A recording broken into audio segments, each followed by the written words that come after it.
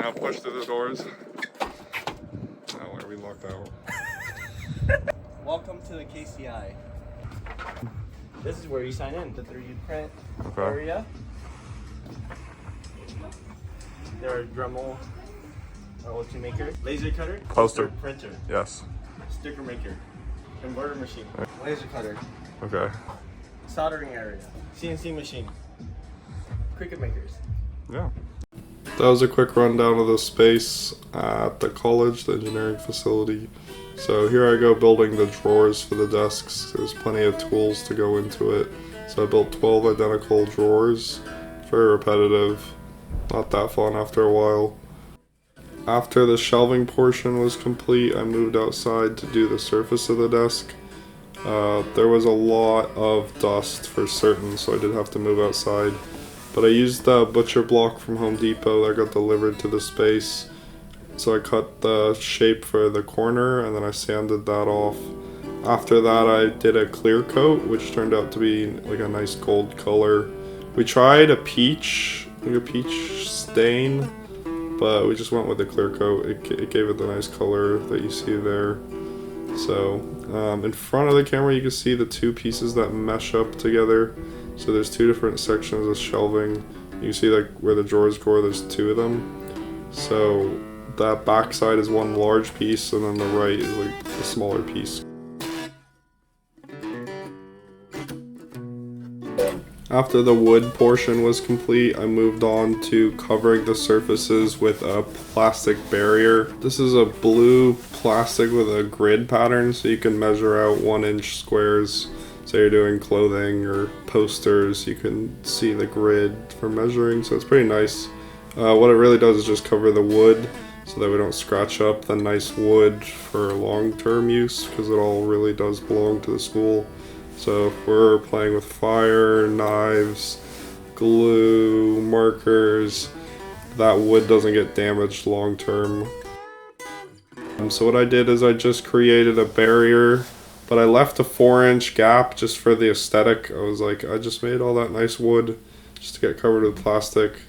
So I cut it up that way, but then I didn't get in trouble, but they weren't happy with the gap I left. But I thought it looked nice. I was like, I like this. And it looked good afterwards as well. So I did what I did, but I think it looks really good. The aesthetic was very important to me because I, of course, spent my time designing it, and it's there to last for years even after I've left the college. So aesthetic was everything. I was like, I don't want to build an ugly desk. And I didn't want to cover up that nice wood, so I left that gap. Afterwards, I had to go back and clean up all the plastic that fell from the plastic barrier.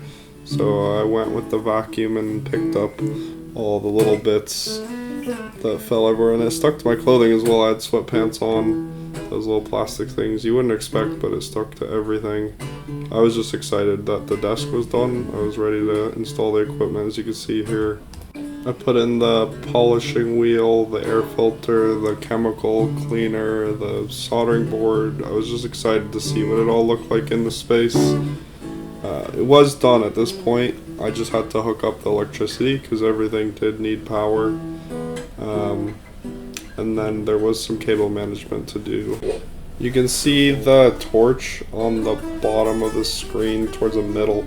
That took about a month worth of planning and meetings with different directors. I had to meet and set up a meeting with engineering director, different deans for different facilities. So say there's like a dean of sports and a dean of transfer and all that. So I had to meet with the engineering dean to get that torch approved, and I'm the only one that's able to use it. As you can see here, stuff gets hot for sure, like minimum 1800 degrees, 2700 degrees Fahrenheit for these casting temps. So what I do is just monitor people using it, so people still get their piece, but they're not going through the entire process step by step. Because even it's hard for me. All the things are very precise, and like the temperatures and how long you heat stuff up for. So it's very hard, and it's not super cheap.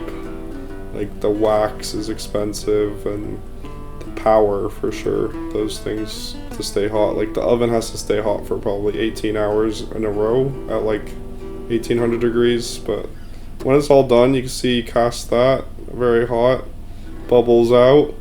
That cement mold goes away. You can see it's hollow, and then I just reach in, grab the silver that was there, but you can do multiple things at once, of course, so that's called the casting tree. The results were good. I got a snowflake for my coworker Jessica and a lotus for the main office lady Lisa. This is the snowflake for Jessica, turned out very well. My personal star that I used for a while, still have that. And then my personal favorite is the parrot. And I saw a parrot that evening, so thanks for watching.